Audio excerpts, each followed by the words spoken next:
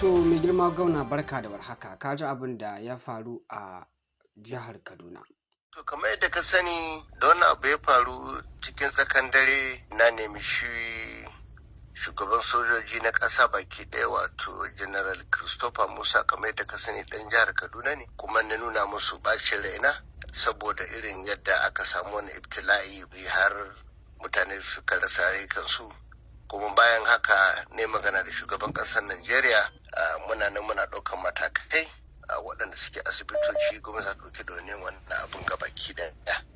Kuma bayan haka na kira cewa ya kamata a yi bincike a ga me ya kawo wannan matsala kuma duk wanda aka same shi da laifi na kuskure a ga ganganci ne aka yi ko kuma me ya faru domin a ɗauki matakai saboda kar a samu irin wannan abu nan gaba. To mai girma gwamna ko za mu iya sanin iya adadin mutanen da suka rasa rayukansu kuma da iya adadin mutanen da suka samu rauni a yanzu haka? To ka san wani abu ne wanda jita-jita ba shi da daɗi muna nan muna ƙoƙari insha Allah da yardan Allah zuwa an jima kaɗan ko kuma zuwa gobe za a tantance a gani domin har yanzu domin shi wani abu ne wanda bai kamata a ce ga adadi ba kar a zo a faɗi su kasa ko su yawa. Sannan ka yi batu akan wato gwamnati za ta tallafa wa waɗanda suka samu raunuka a asibiti kuma sannan ya maganar yadda wato iyayen waɗanda suka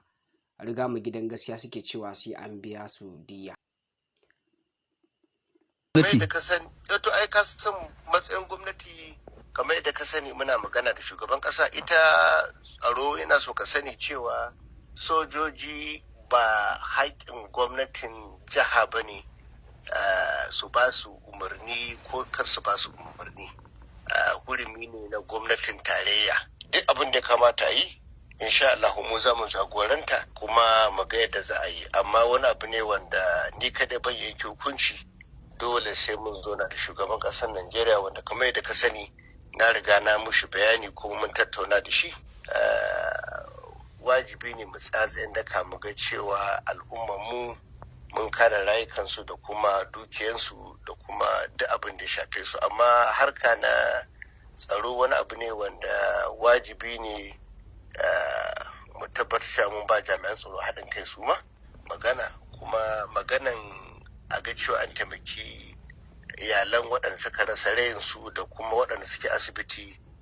mu a matsayin na gwamnatin jihar Kaduna ban ma jira gwamnatin tarayya ba mun fara taimaka ma al'ummar mu wanda sa'annan ka yi batu akan wato ba da tsaro wato ɗaukaka matakin tsaro domin gujewa hakan a nan gaba gami da ba da ingantaccen tsaro. Abin da zan faɗi a nan shine harkan tsaro ba harka ne na siyasa ba wani abu ne wanda shi yasa muka ce a bincika shi gwamna a faɗin Najeriya ba shi da hurumi da zai iya ba sojoji umarni su yi abu ko kasu yi amma idan itilayi akwai irin wannan wajibi ne mu tashi tsaye mu jagoranci al'ummar mu muka ce mun samu musu haƙƙinsu kuma mun kare musu dukiyarsu mun kuma kare musu rayukansu.